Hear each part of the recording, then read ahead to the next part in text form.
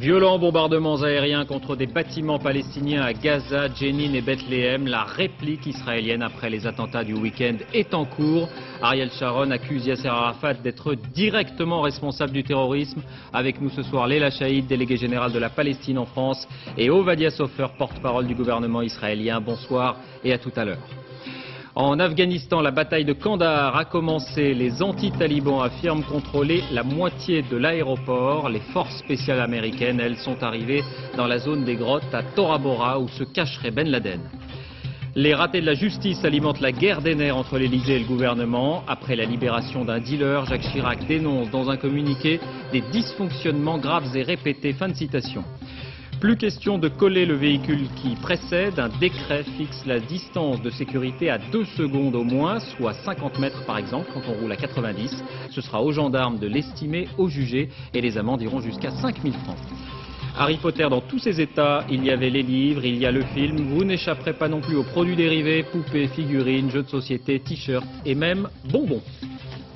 Bonsoir à tous, merci de votre attention. C'est une offensive tous azimuts qu'est en train de mener l'armée israélienne au lendemain des attentats de Jérusalem et de Haïfa. Hélicoptères et avions de combat F-16, plusieurs dizaines de missiles ont déjà été tirés contre des bâtiments de l'autorité palestinienne, quartier général de la police à Jenin, héliport à Gaza. Il s'agit d'adresser un message à Yasser Arafat, a affirmé un porte-parole du gouvernement israélien. On cherche à détruire l'autorité palestinienne, a accusé en retour un proche d'Arafat à Gaza. Sur place, Alain Chalvron, Philippe Turcot. Entre chiens et loups, ils sont passés à l'attaque. Une pluie de mitrailles et de missiles tirés par un groupe d'hélicoptères Apache israéliens.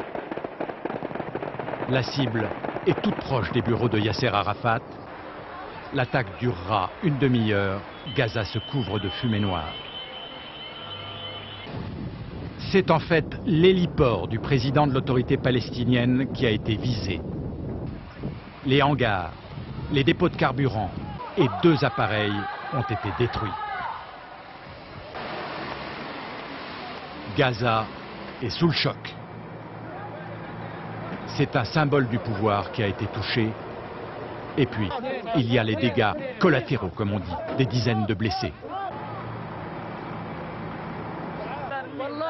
C'était notre maison, dit cette femme. Sharon a tout détruit. Ils n'ont pas seulement voulu détruire des choses, ajoute cet homme, mais tuer tout le monde, même les enfants. À 150 km de là, Yasser Arafat est bloqué à Ramallah, en Cisjordanie. Il avait reçu quelques heures plus tôt des diplomates étrangers. Le message pour lui est clair, c'est sa capacité de bouger, donc de gouverner, qui est visée. C'est une agression contre notre peuple, nos civils, notre gouvernement. Jusqu'à quand les Palestiniens devront-ils attendre une intervention internationale? La nuit est tombée depuis longtemps sur Gaza et les dépôts de carburant brûlent toujours. Les représailles israéliennes ne font que commencer.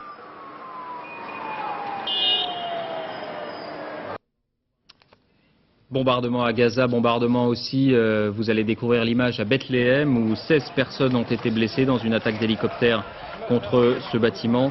Et puis des bombardiers, des chasseurs bombardiers israéliens ont donc tiré des missiles sur le QG de la police palestinienne à Jenin. C'est ce que rapportent des témoins. Un porte-parole de l'autorité palestinienne indique aussi que des chars et des blindés de l'armée israélienne sont massés autour de plusieurs villes palestiniennes. Une première incursion d'1 kilomètre a eu lieu tout à l'heure dans la bande de Gaza. Ces bombardements ne sont qu'un début, indiquait tout à l'heure un proche du gouvernement israélien. Le Premier ministre Ariel Sharon rend Yasser Arafat directement responsable des attentats, mais l'élimination du leader politique palestinien, l'élimination politique du leader palestinien n'est pas à l'ordre du jour. Elle avait été envisagée pendant un temps, elle figurait aussi à la une de la presse. Gilles Rabi. Si ce matin Ariel Sharon ne se pressait pas pour descendre de l'avion qu'il ramenait de Washington, c'est que sur cette passerelle venait de commencer la réunion des chefs de la sécurité israélienne, réunion qui devait décider d'une première riposte. L'absence de formalisme n'empêche ni l'efficacité ni la rapidité de décision, la suite des événements l'a montré. Plus tard dans la journée, Ariel Sharon s'est adressé solennellement aux Israéliens pour leur dire de Jérusalem, capitale éternelle d'Israël, je le cite bien sûr, qu'Arafat était responsable de cette guerre terroriste. Longtemps, le monde n'a pas compris qui était Arafat. Aujourd'hui, Arafat est le plus grand obstacle sur le chemin de la paix. Sharon peut-il décider d'éliminer politiquement Yasser Arafat? Pourquoi on ne l'a pas assassiné? Pourquoi qu'on ne l'a pas éliminé? Pourquoi qu'on l'a laissé, on l'a laissé vivre? Parce qu'on sait qu'après lui, ce sera pire que lui. Arafat n'a pas le droit de vie sur notre terre. C'est tout, stop, c'est fini. Alors, si vous voulez vivre avec Arafat, allez avec lui en Tunisie. L'exil pour Arafat qui veut chasser les Israéliens, selon Sharon, de leur terre d'Israël. En tout cas pour Sharon comme pour Arafat, c'est le moment de vérité. Je dirais que Arafat représente le symbole de la nation palestinienne, mais il est le cauchemar de la société israélienne. Alors est-ce qu'on peut trouver le pont entre ce symbole et ce cauchemar? Je crois qu'en ces jours-ci, c'est presque impossible. Jusqu'où ira Ariel Sharon? Jusqu'où peut-il aller? Le gouvernement israélien au grand complet, le gouvernement d'union nationale, va se réunir la nuit prochaine pour en décider. Voilà, Yasser Arafat dans la ligne de mire. Cette stratégie israélienne, celle de la force, peut-elle produire des résultats? Le président de l'autorité palestinienne veut-il vraiment ou peut-il vraiment empêcher les attentats? Question que nous allons vous poser, Leila Chaïd, vous êtes délégué général de Palestine en France, et à vous, Ovadia Sofer, porte-parole du gouvernement israélien. Merci donc d'avoir accepté d'être avec nous ensemble ce soir. D'abord, les dernières mesures précisément prises par Yasser Arafat contre le Hamas et le djihad islamique et ses moyens d'action. Charles Anderlin. C'était la nuit dernière dans le camp Al-Amari au sud de Ramallah. Les services de sécurité palestiniens interpellent un responsable du djihad islamique. L'homme a le sourire. Il sait que cela ne va pas se passer sans difficulté. Et de fait, plusieurs centaines de manifestants tentent d'empêcher les policiers et leurs prisonniers de sortir du camp.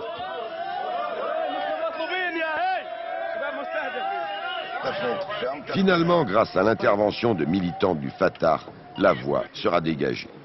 L'arrestation d'un chef du Hamas se déroulera avec seulement les protestations de son épouse. Vous êtes tous des instruments. Je parle à votre mari, respectez-le, taisez-vous. Je le respecte. Je respecte ses chaussures. Et c'est à vous que je parle. Je m'adresse à Dieu. Qu'il vous arrive quelque chose durant ce ramadan, vos mères, vos femmes, vos enfants seront désolés pour vous.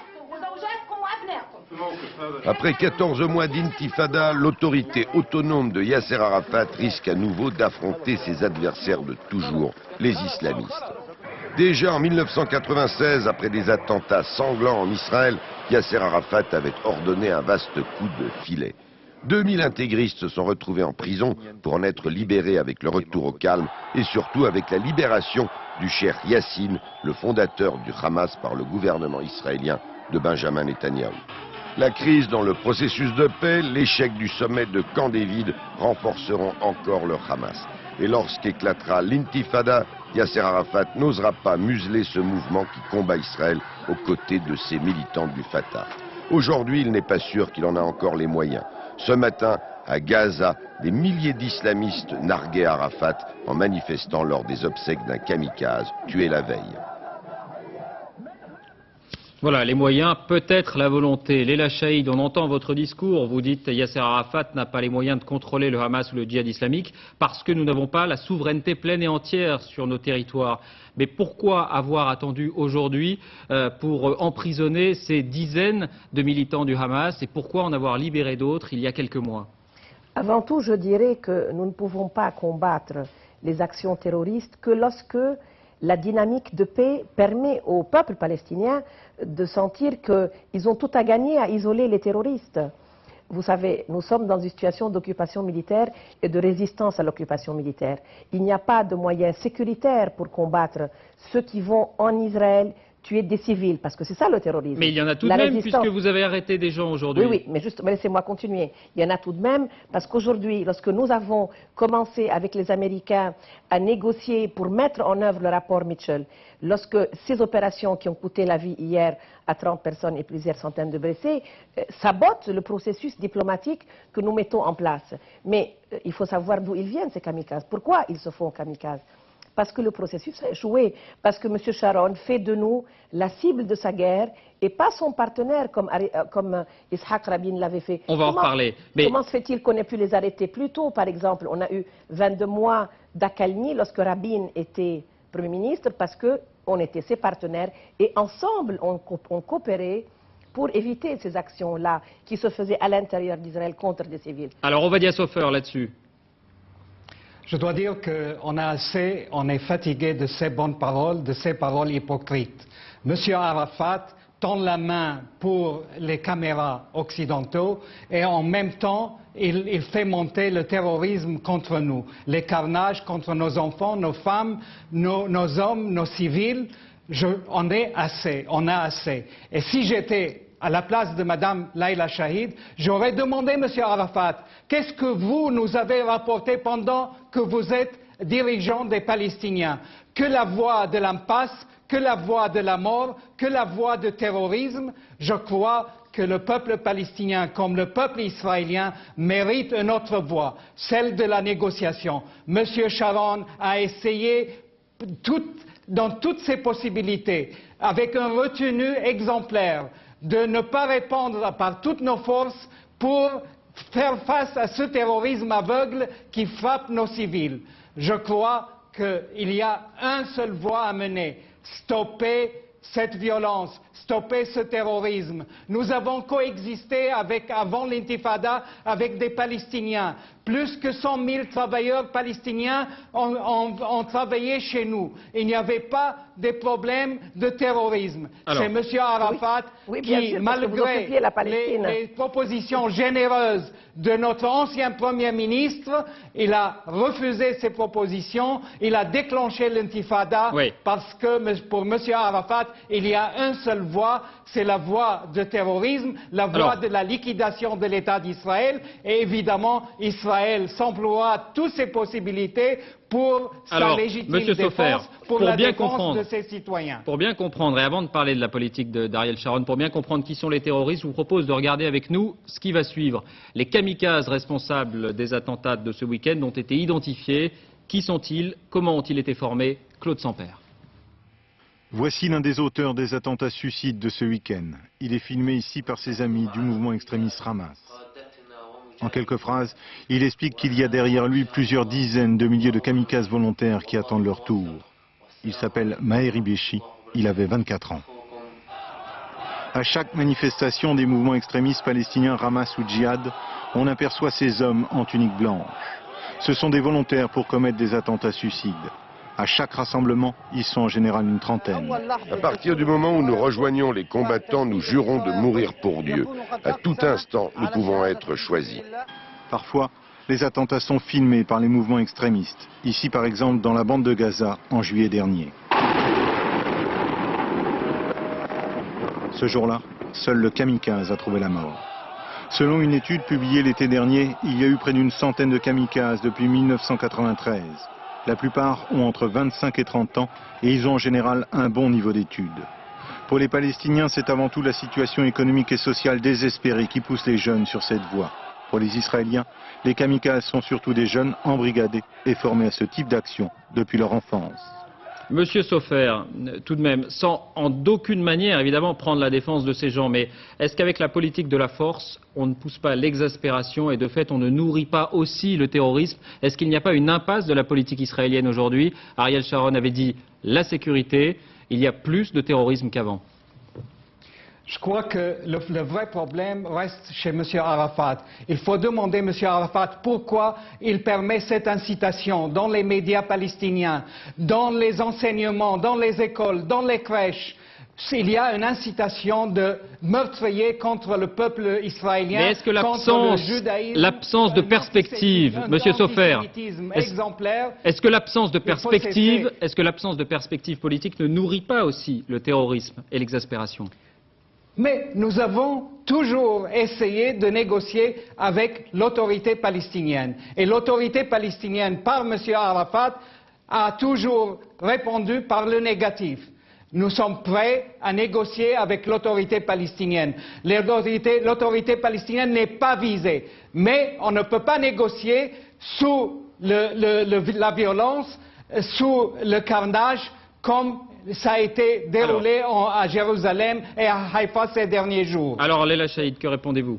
je dirais que M. Sharon n'a jamais accepté depuis 10 mois qu'il est au pouvoir de s'asseoir une seule fois à table avec le président Arafat.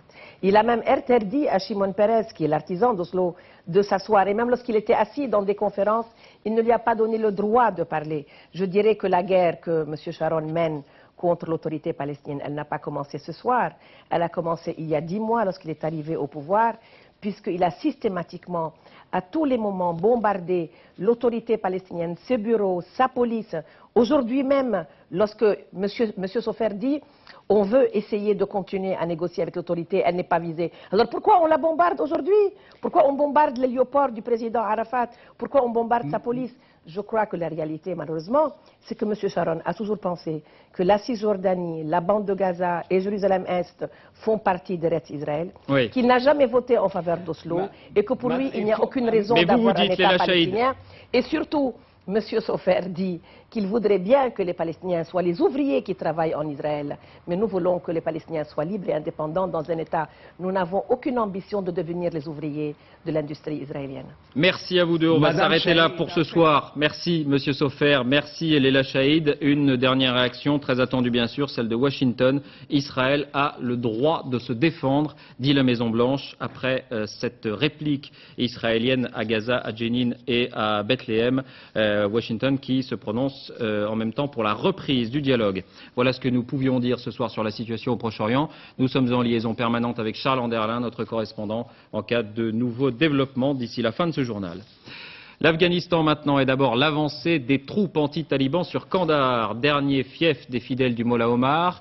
Les tribus pashtunes qui mènent la bataille indiquent que des combats ont lieu à l'aéroport, donc à quelques kilomètres du centre-ville. Elles sont appuyées par les bombardements américains, les Américains qui ont aussi déployé des forces au sol près des grottes de Tora Bora. Attention, là encore, certaines images peuvent choquer. Paul de Genève.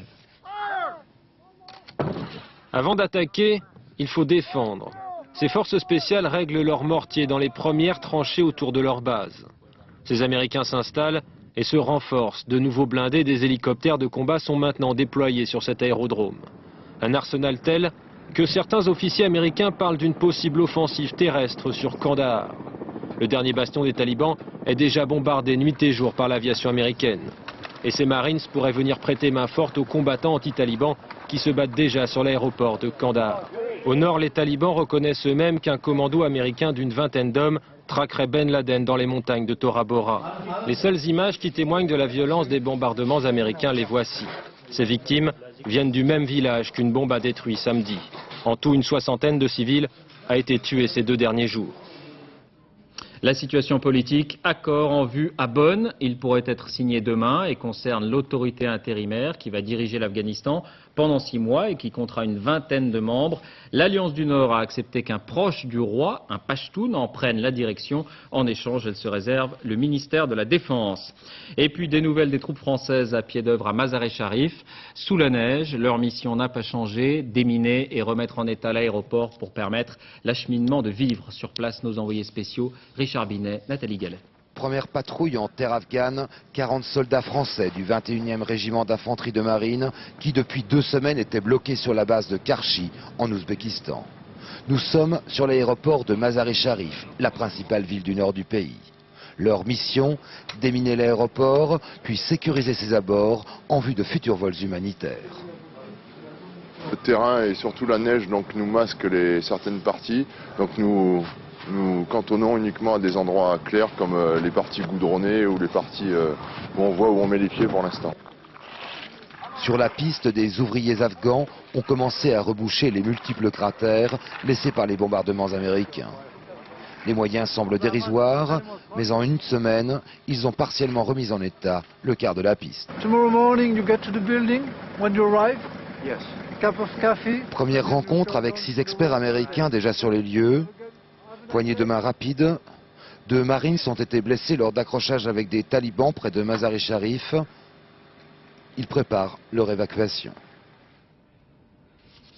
En France, mais toujours à propos de terrorisme, l'arrestation de Juan Mari Olano, membre présumé d'ETA, objet d'un mandat d'arrêt international lancé par les autorités espagnoles. Olano avait pourtant participé à une manifestation publique récemment à Bayonne, provoquant la colère de Madrid.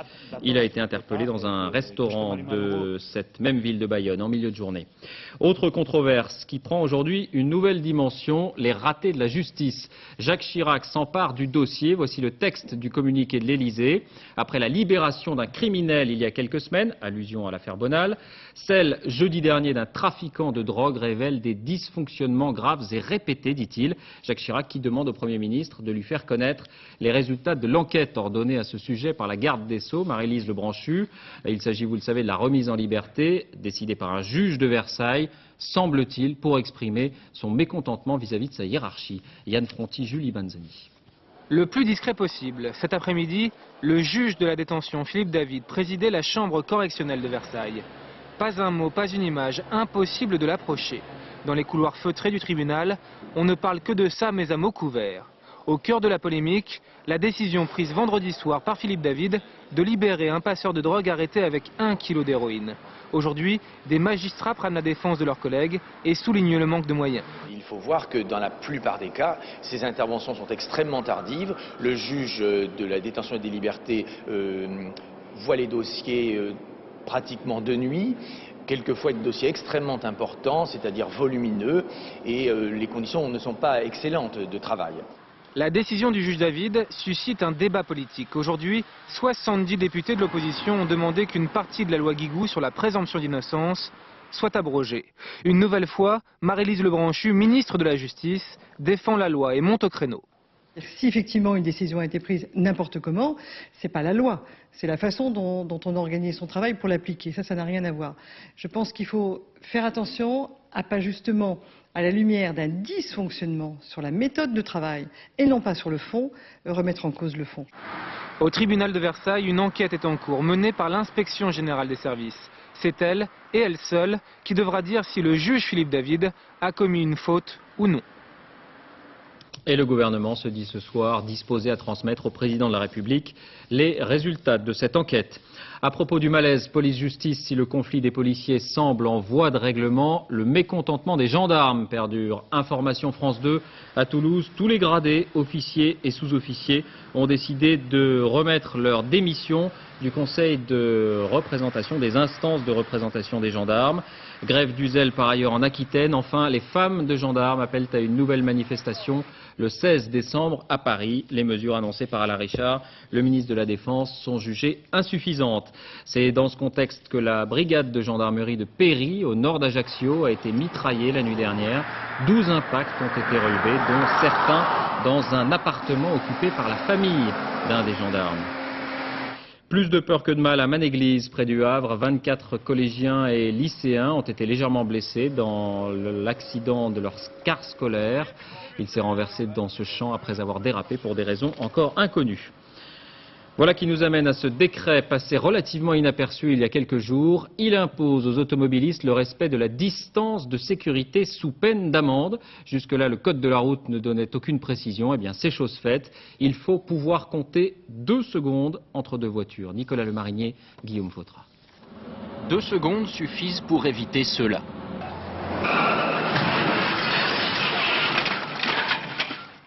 Mais aujourd'hui, personne ne respecte les écarts de sécurité. Et il est très difficile de dire à quelle distance correspondent précisément ces 2 secondes. On sait que sur autoroute, cela équivaut à peu près à 2 bandes blanches situées sur le bas-côté. Sur les autres voies, il suffit d'attendre 2 secondes. 1, 2, avant d'atteindre l'arbre devant lequel la voiture précédente est passée.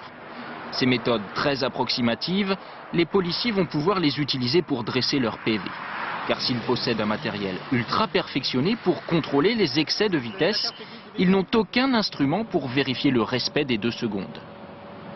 Cette approximation dans l'évaluation va à l'évidence entraîner la naissance d'un contentieux important parce que des automobilistes en toute bonne foi vont se faire verbaliser par des policiers ou des gendarmes qui seront de la même bonne foi et qui n'auront absolument pas vu la même chose que ce que l'automobiliste a vu. Les contrevenants risquent 5 000 francs d'amende, voire un retrait de permis, de lourdes sanctions. Chaque année, le non-respect des distances de sécurité est responsable d'un décès sur 4 sur autoroute. On reste dans la circulation avec ce qui sera peut-être le véhicule urbain de demain. Beaucoup y croient en tout cas. Il s'agit d'une sorte de trottinette électrique. Elle ne peut pas se renverser. Elle est bourrée d'informatique. Pas de frein, pas de moteur, pas de vitesse. Elle répond à la position du corps. L'engin très attendu a été dévoilé au public américain aujourd'hui. Patrice Pellet. Voici la trottinette Segway. D'après son inventeur, une révolution qui va transformer la vie de tous les jours. En effet, cet engin a de quoi surprendre. Pas de moteur, pas de frein, pas de volant, juste un guidon fixe. Question, comment ça marche? Ici, dans le socle, alimenté par une batterie, 5 gyroscopes. Ils réagissent et influent sur les roues à partir de la position du corps. Pour avancer, le buste bascule vers l'avant. Pour reculer, c'est l'inverse. Pour tourner, faites avec le corps un mouvement de rotation.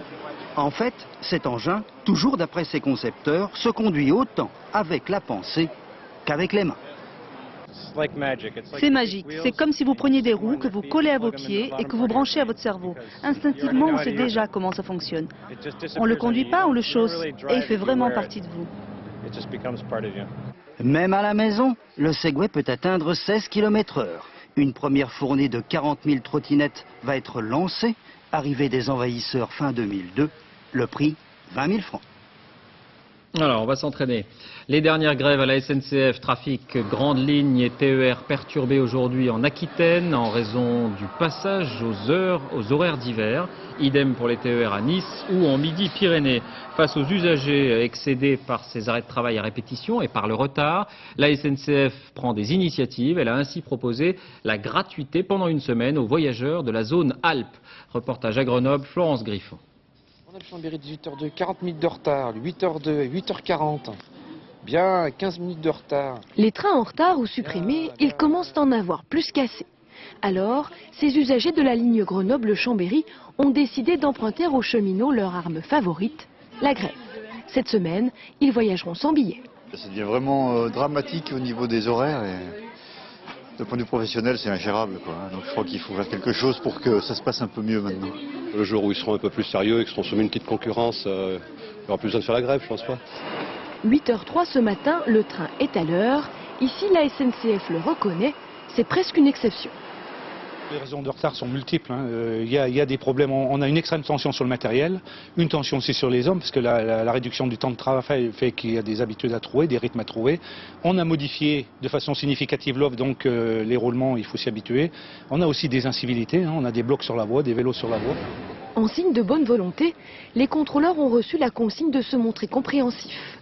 La semaine prochaine, les abonnements hebdomadaires sur cette ligne TER pourraient même être gratuits. Pour les usagers, cela ne suffit pas. Ils menacent déjà de renouveler leur grève si les retards persistent. La réouverture aux voitures du tunnel du Mont-Blanc est finalement repoussée à la seconde quinzaine de janvier. Un retard dû aux essais techniques et à la refonte des systèmes de sécurité. En Haute-Garonne, le début de la 17e campagne des Restos du Cœur à Toulouse, donc une semaine avant la date prévue. Ouverture rendue possible grâce aux dons très nombreux recueillis après l'explosion de l'usine AZF. L'an dernier, l'association avait servi plus d'1 million de repas en Haute-Garonne. Pour ceux qui ont les moyens maintenant, une bonne nouvelle, l'huître triploïde vient d'être reconnue sans danger. Rappelons que cette variété comporte 3 lots de chromosomes, d'où son nom. C'est une huître stérile, non laiteuse et commercialisable toute l'année. Il reste cependant à régler la question de son étiquetage et de sa traçabilité. Reportage Christophe de Valambra, Alain Darivre. Catherine est une ostréicultrice un peu particulière. Ces huîtres, elle peut les vendre aussi bien les fameux mois en R que le reste de l'année. On les appelle les huîtres triploïdes et quelle que soit la saison, elles ne sont jamais laiteuses. Cette huître est stérile par un croisement entre 2 variétés d'huîtres et ça permet d'avoir une huître qui ne prend pas de lait laité, qui reste tout le temps belle, bien charnue et appréciée du consommateur. L'huître triploïde est née dans les laboratoires de l'Ifremer à la Tremblade. Un simple croisement. L'une des huîtres a 4 lots de chromosomes, l'autre seulement 2. Résultat, une huître a 3 lots, donc stérile, la triploïde. Ce n'est pas une manipulation génétique, c'est une transformation génétique, une transformation que l'homme a copiée sur la nature. Cette société de l'île de Ré vend des naissins d'huîtres triploïdes aux ostréiculteurs. Un marché en pleine expansion depuis l'apparition du produit en 99. Cette année-là, on a vendu 80 millions de naissins. L'année dernière, on a vendu 100 millions, mais on n'a absolument pas assuré la demande. Et cette année, on a vendu 300 millions, c'est-à-dire qu'on a à peu près couvert toute la demande. Mais la demande pour l'année prochaine est déjà très supérieure à 300 millions. Combien? Probablement 600 millions. Car le potentiel commercial est énorme. Les ostréiculteurs estiment pouvoir vendre autant d'huîtres l'été que pour les fêtes de fin d'année. Puisqu'on évoque les agapes de fin d'année, la dernière tendance des jouets de Noël, elle progresse depuis plusieurs années. Il s'agit des jouets dits affectifs. On connaissait les Tamagotchi et les Furbies. Le Cru 2001 met à l'honneur les chiens robots. Reportage Laetitia Legendre, Éric Mézy. Allez, donne-moi ta patte.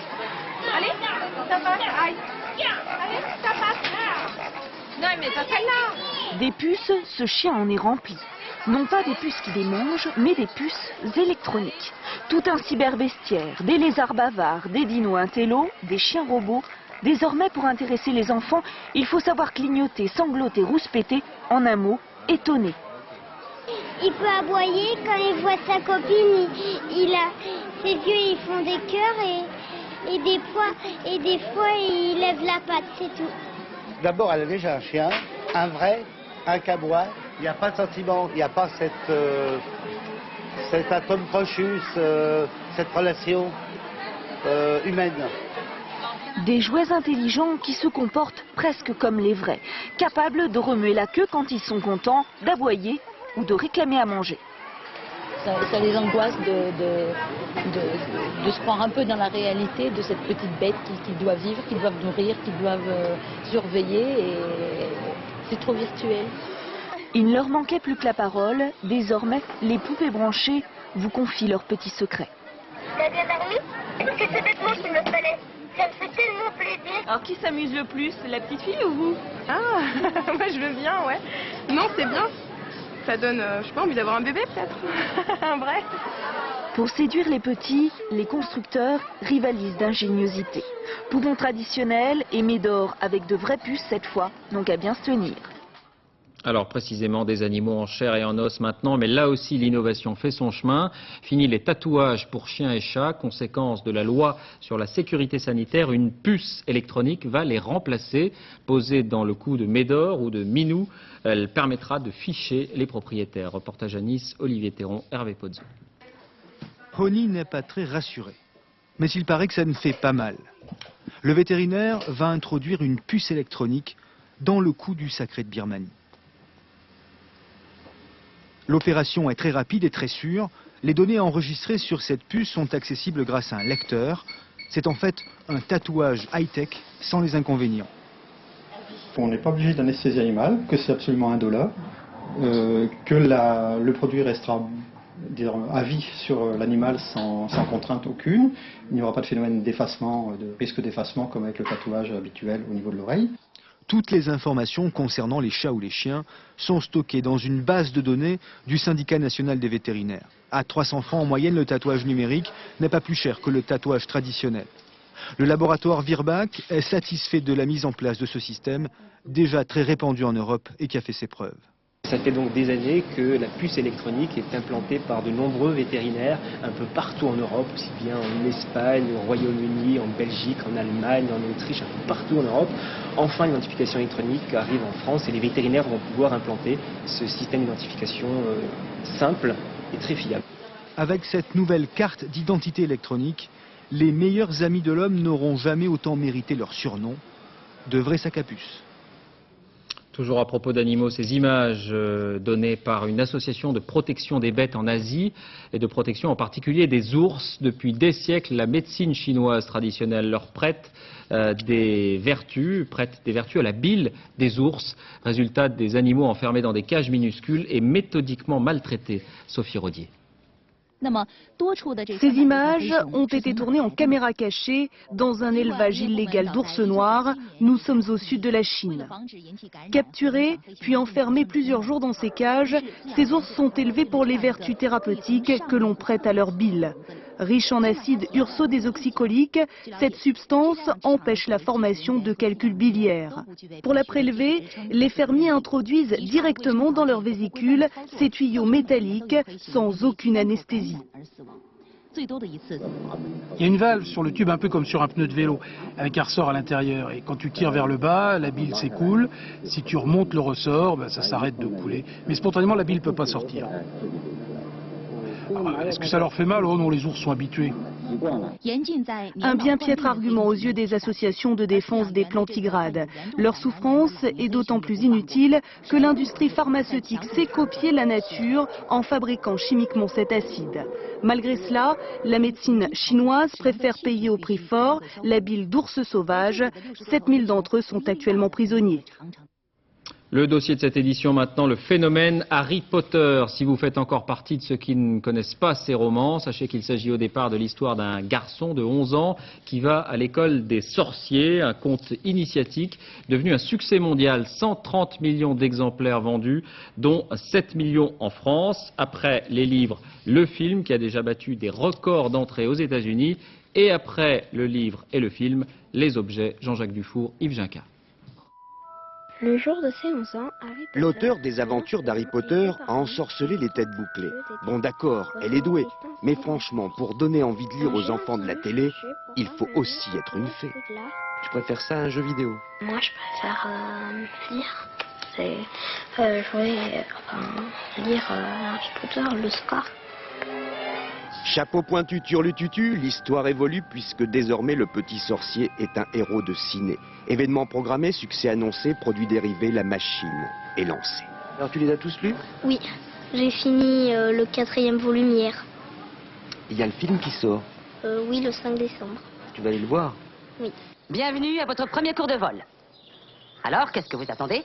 Tout le monde vient se placer à gauche de son balai. Allez, dépêchez-vous. Aux États-Unis, après 10 jours d'exploitation, le film aurait rapporté plus d'1 milliard de francs. C'est un record, mais ce n'est rien comparé aux bénéfices escomptés avec la vente des produits dérivés. Il y a des affaires à faire, tout le monde veut être franchisé, côté porte-monnaie. Ça va cogner. Ça coûte cher une licence Harry Potter?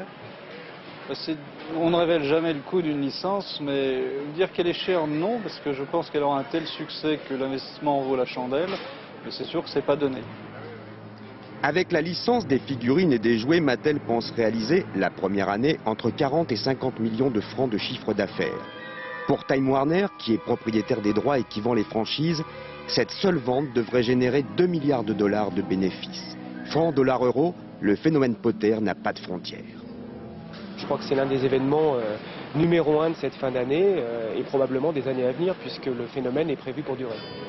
Selon un sondage réalisé aux États-Unis, plus de 50% des enfants et des adultes ayant lu l'histoire prévoient d'acheter les produits dérivés. Marchands de friandises ou de jeux vidéo, tout le monde est sur le créneau. Déjà, ils ont même sorti des bonbons à Harry Potter, les bonbons du livre. Ouais, je crois qu'il y a aussi des chaussettes, des sacs, enfin tout. Ouais, il y a tout. C'est trop? C'est un petit peu trop, ouais. C'est difficile de résister? Non, on peut. Je crois que si on a les outils et qu'on est un petit peu lucide, on peut dire ça suffit, le film est bien, mais on n'a peut-être pas besoin de prendre son petit déjeuner dans une tasse Harry Potter. On peut toujours rêver, d'autant que le principal intérêt de ce phénoménal succès, bien au-delà des lois du marché, c'est d'avoir redonné aux enfants l'envie de lire des contes de fées. Peut-être que le merveilleux rassure aussi. On voudrait croire que le monde est protégé par un magicien. Et ici, le conte de fées, c'est de permettre à l'enfant de croire que la réalité, ça existe, mais il a une possibilité toujours de se construire un monde magique, un monde où il a tous les pouvoirs. Et toi, tu aimerais bien être une sorcière avec des dons de magie? Oui, j'aimerais bien. Pour transformer les méchants en crapauds, un truc comme ça. Vous voyez, il n'y a pas que les produits dérivés, il y a aussi des univers enchantés, des royaumes préservés, où les enfants s'endorment en rêvant qu'ils pourront tout changer.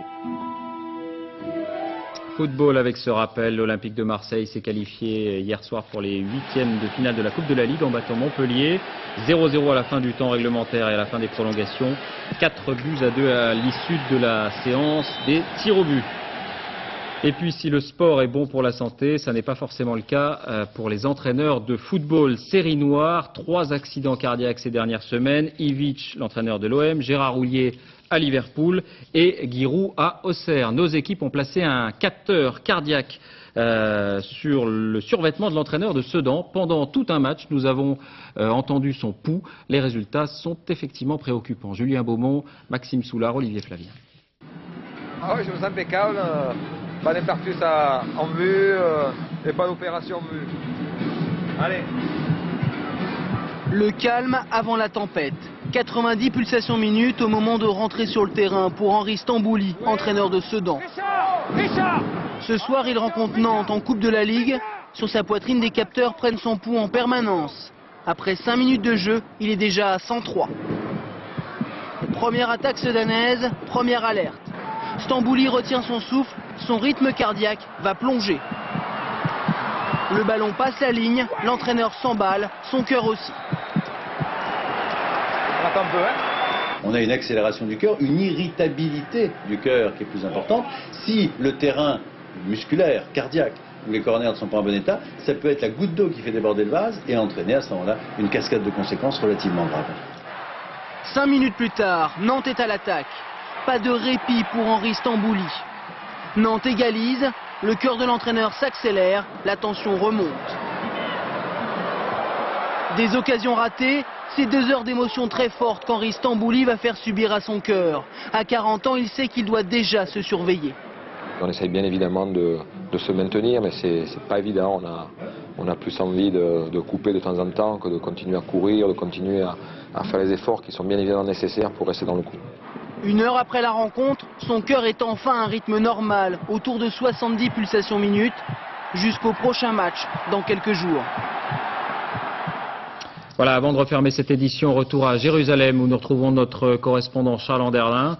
Charles, est-ce que les opérations de l'armée israélienne contre les territoires palestiniens se poursuivent ou est-ce qu'elles sont arrêtées ou suspendues ? La première série de raids israéliens s'est terminée à un peu plus d'1 heure. Pour la suite, nous attendons les résultats de la réunion du gouvernement israélien, une séance extraordinaire qui se déroule à quelques kilomètres derrière moi, la présidence du Conseil. Des opérations importantes sont prévues. On doit attendre encore quelques heures. Est-ce qu'on a une idée, disons, de la ligne générale que va prendre la politique, la réplique israélienne après les attentats du week-end ? Écoutez, les rares fuites que nous avons eues parlent d'opérations très importantes et qui devraient durer plusieurs jours. Je dois vous dire aussi qu'à Ramallah, les chefs de la sécurité palestinienne sont réunis. Ils ont annoncé à Yasser Arafat qu'ils étaient prêts à continuer les arrestations, qu'ils avaient encore besoin de 3-4 jours pour terminer le coup de filet dans les milieux intégristes. Mais si une opération israélienne d'envergure se déroule, eh bien ils ne pourront pas poursuivre. Il est en effet difficile d'arrêter des suspects si les postes de police, si les commissariats sont bombardés. Merci Charles. Un mot encore avec le décès du photographe Roger Pic à l'âge de 81 ans, connu pour ses photos du monde du théâtre et ses portraits. Il était aussi réalisateur et journaliste à la télévision. Il avait notamment participé à l'émission 5 colonnes à la une. À suivre, la météo, Nathalie Riouet, l'info sur France 2, 23h, mots croisés avec Arlette Chabot. La délinquance des mineurs, faut-il durcir la loi? Les sectes, quand elles s'installent au cœur des villes, comment se protéger? Minuit 40, le journal de la nuit, Jean-Claude Renaud. Demain, invité des 4 vérités dans Télématin, Marie-Lise Lebranchu, ministre de la Justice. 13h, Daniel Bilalian. On se quitte avec ces images de l'espace. 2 cosmonautes russes ont arrimé le vaisseau cargo Progress à la Station spatiale internationale. À demain.